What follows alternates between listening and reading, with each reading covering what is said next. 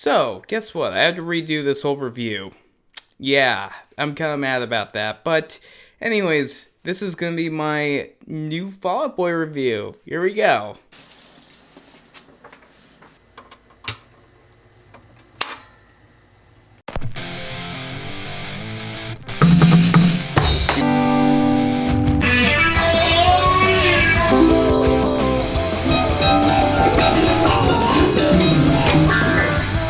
Fall Out Boy from Under the Cork Tree. Is it good? Is it bad? Let's find out. So if you don't know who Fall Out Boy is, they are a punk pop slash rock slash everywhere. They're just Fall Out Boy. That's what they consider their genre, Fall Out Boy. That's totally Fall Out Boy. But this is their third release under Fueled by Raven, and interesting enough, some people don't even consider the album Evening Out with Your Girlfriend an album by them. Some people do. I consider it an album.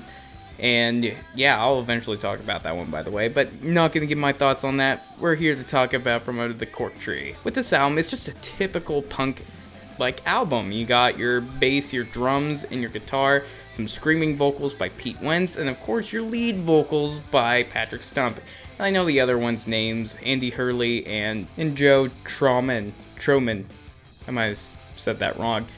But anyways, that is their band, yeah. And they're a band from Chicago. I don't know if that's really important to you, but that's just a little info for you. But talking about From Under the Cork Tree, this album came out actually when I was a youngster, when I was in middle school, back in 2005. That seems a long time ago. It's over 10 years. Ugh. And at the time, I was just discovering my love for music, and I was listening to that generic radio music like Shakira and Black Eyed Peas.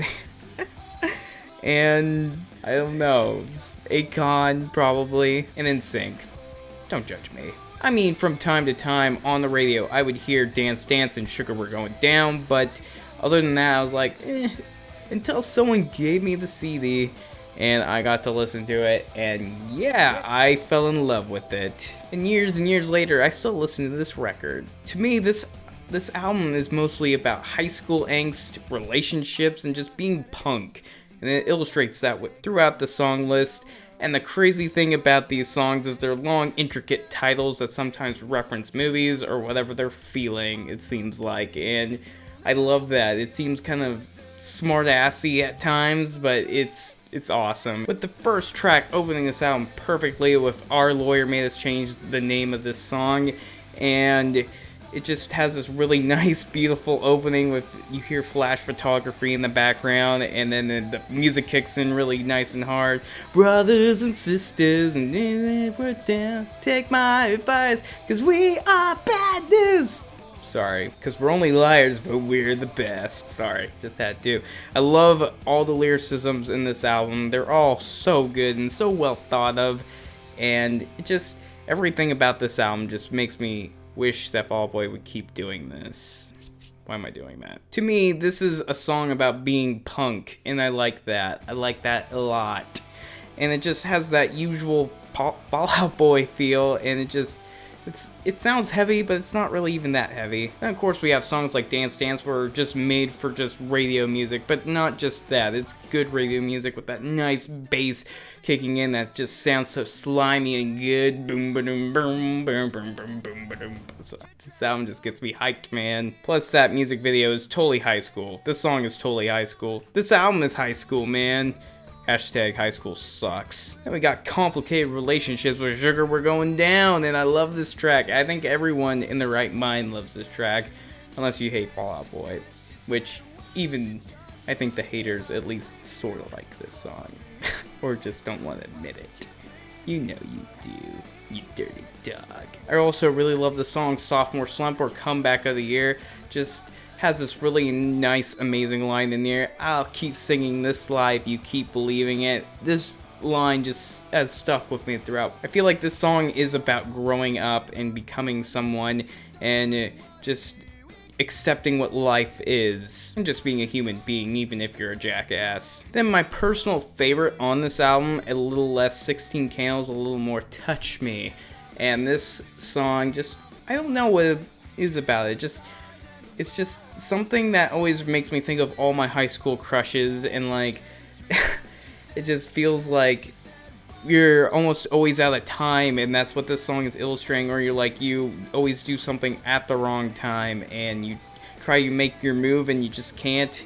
It's either you're too late or too early, and this song just makes me feel of high school crush anxiety. Then we got the Shawshank Redemption song title, Get Busy Living or Get Busy Dying, which I love this song. It's very raw. I mean, most of the album does sound like Patrick is pretty raw, and then you also got Pete Wentz on this song doing his nice growls, which he does on a couple of tracks on this album, but this one more prominent to me because I absolutely love this song.